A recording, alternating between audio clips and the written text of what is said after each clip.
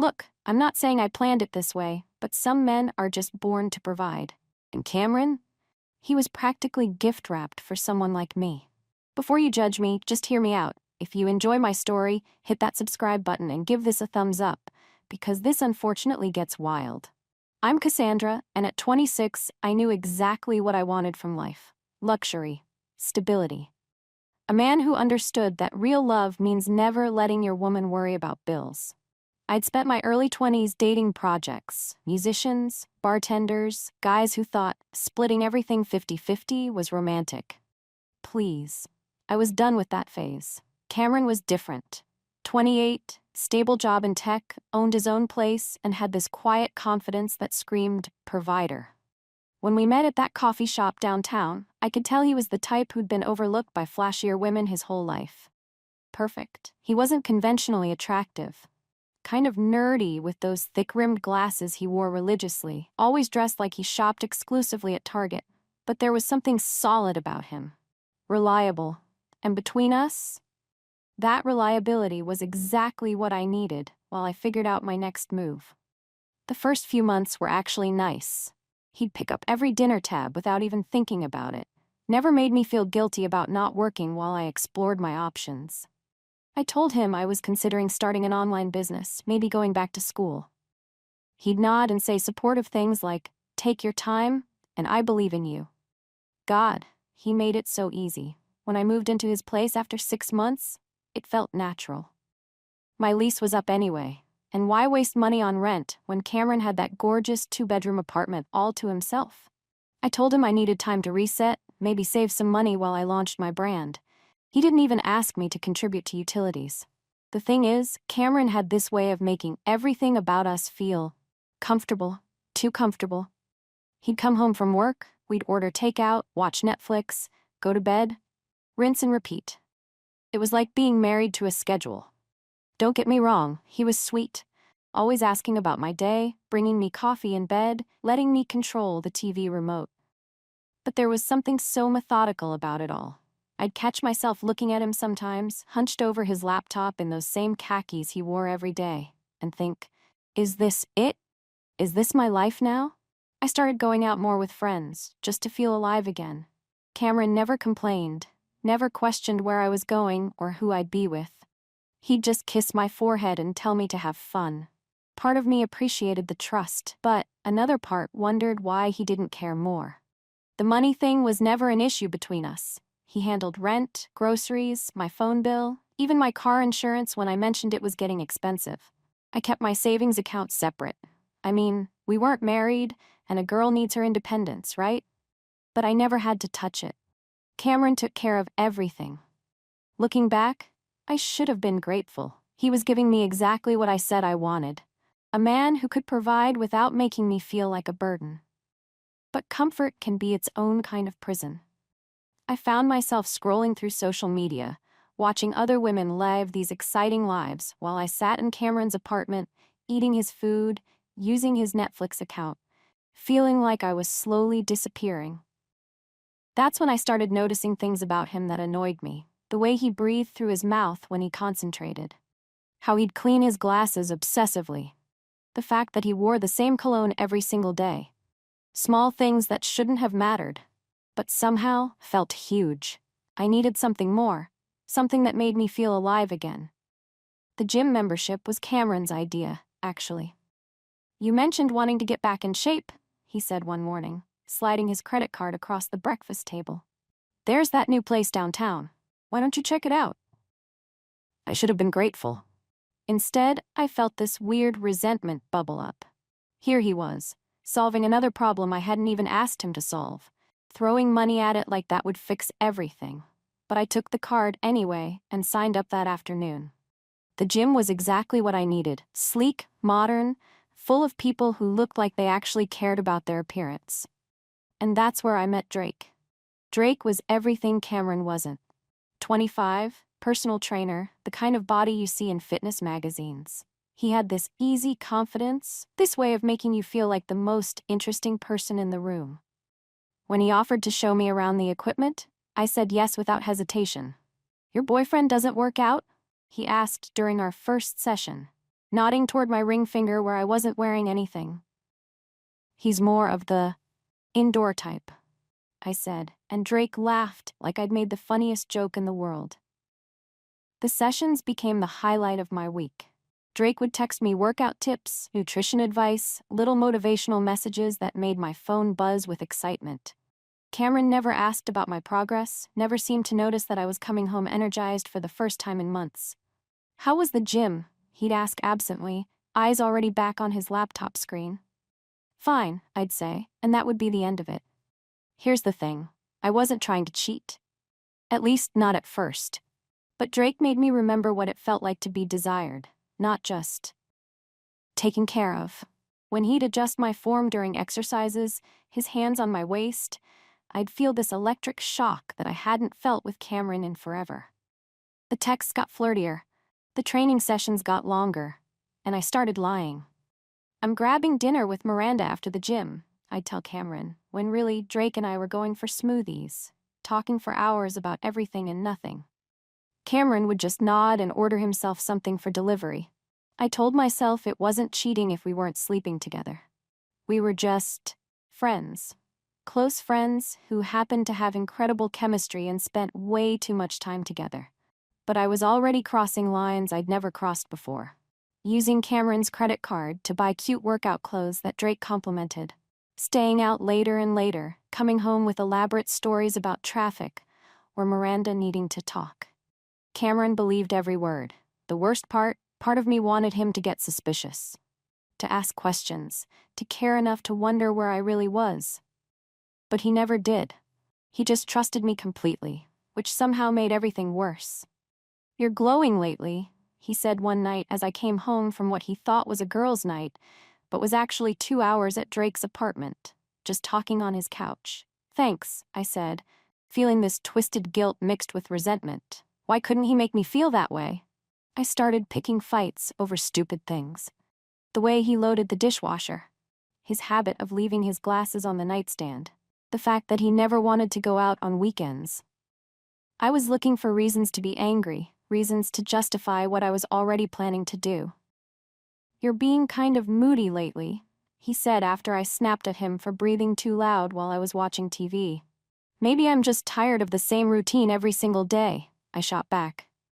He looked genuinely confused. "What do you want to do differently?" And I couldn't answer, because what I wanted was to feel the way I felt with Drake. Alive, desired, like I was worth fighting for. But Cameron didn't fight. He just accommodated.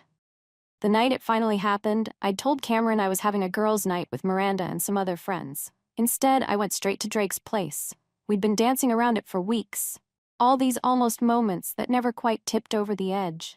"I shouldn't be here," I said, standing in his doorway. "But you are," he said, and pulled me inside.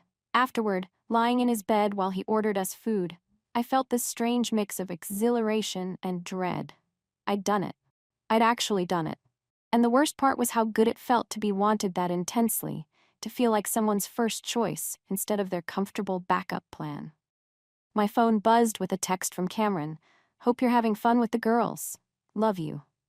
I turned the phone face down and stayed until almost midnight. The lying got easier after that. I had a whole system, fake plans, carefully constructed alibis, a separate email account for Drake and me to coordinate. Cameron never suspected anything. Why would he? I was still sleeping in his bed, still letting him pay for everything, still playing the part of the grateful girlfriend. But I was living a double life. Days with Cameron felt gray and suffocating. Nights with Drake felt electric and alive. I told myself I deserved both. The security Cameron provided and the passion Drake offered. Why should I have to choose? The conversations about kids started around our 2-year mark. Cameron would bring it up casually, usually when we were watching TV and some commercial with babies came on. "Do you ever think about having kids?" he'd ask. "Maybe someday," I'd say, but the truth was, I couldn't imagine being tied down like that. Not when I was finally feeling free for the first time in years. The first time I got pregnant, I panicked. I'd been careless with birth control, caught up in the moment with Drake, and suddenly I was staring at 2 pink lines in Cameron's bathroom. I told Cameron I had a doctor's appointment for a routine checkup, Instead, I drove across town to a clinic and took care of it. Drake didn't even know. I wasn't about to complicate things by involving him in something that messy. Cameron was so sweet that week, bringing me soup because I'd told him I was feeling under the weather. The guilt should have eaten me alive, but instead I felt this weird sense of control. I'd made a decision that was right for me, and he'd never have to know. The second time happened 6 months later. Same carelessness, same solution. By then, I'd gotten good at compartmentalizing. This was my body, my choice, my secret to keep. Cameron started saving money in a separate account around that time. He thought he was being sneaky about it, but I saw the bank statements. Probably planning some big romantic gesture, maybe even a ring. The thought made me feel claustrophobic. I got reckless, started staying out later, coming home with weaker excuses. Part of me wanted to get caught, wanted Cameron to finally show some emotion, some jealousy, something other than that calm acceptance he met everything with. But he never did. He just kept trusting me, kept paying for everything, kept treating me like I was this precious thing that needed to be protected and provided for. The night everything exploded, I'd told him I was going out with Miranda and some girls from her work. Instead, I went to Drake's place, and we ended up at this bar downtown. I lost track of time, lost track of everything except how good it felt to be somewhere Cameron had never been, with someone who saw me as more than just a comfortable routine. I didn't get home until almost 3 in the morning. My hair was a mess, my makeup smudged, and I was carrying my heels because my feet hurt.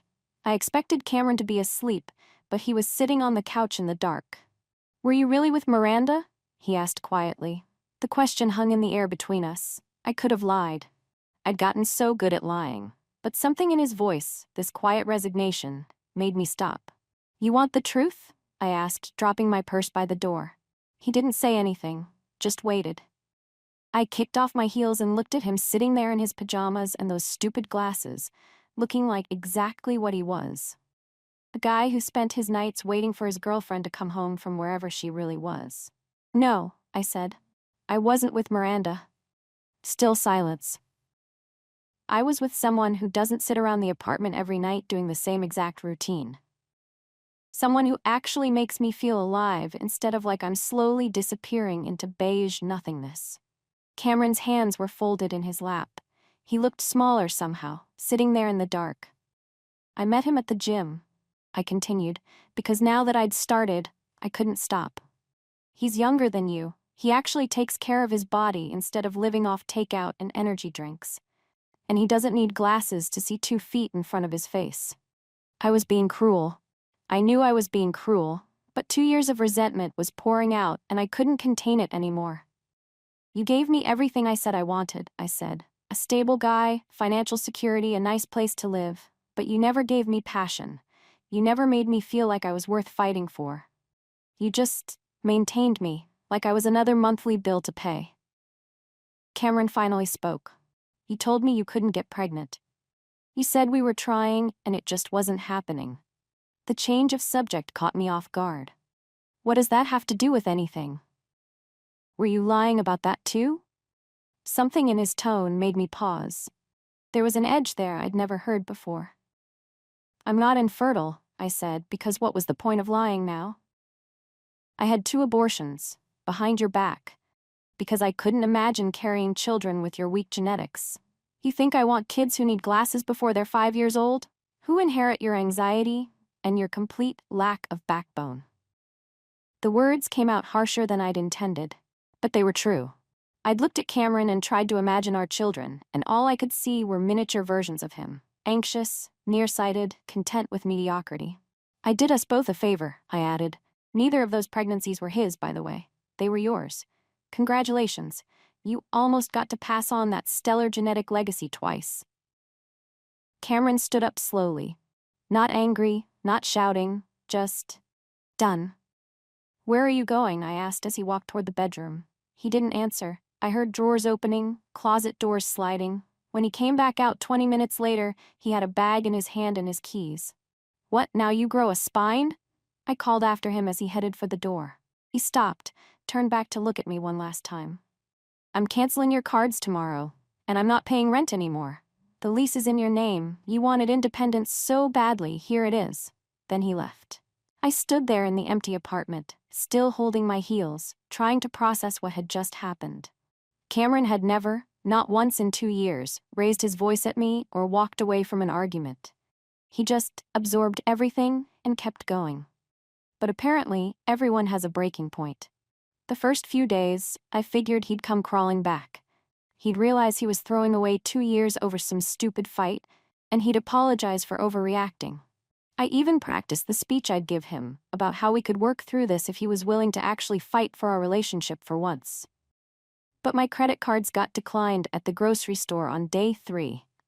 Then the rent notice showed up. Late fees applied. I'd never actually looked at the lease agreement when I signed it. Cameron had handled all that financial stuff. Turns out, I'd qualified for the apartment because he co-signed, but the payments had been coming directly from his account this whole time. I tried calling him. The number went straight to voicemail. I tried his work. They said he was working remotely and couldn't be reached.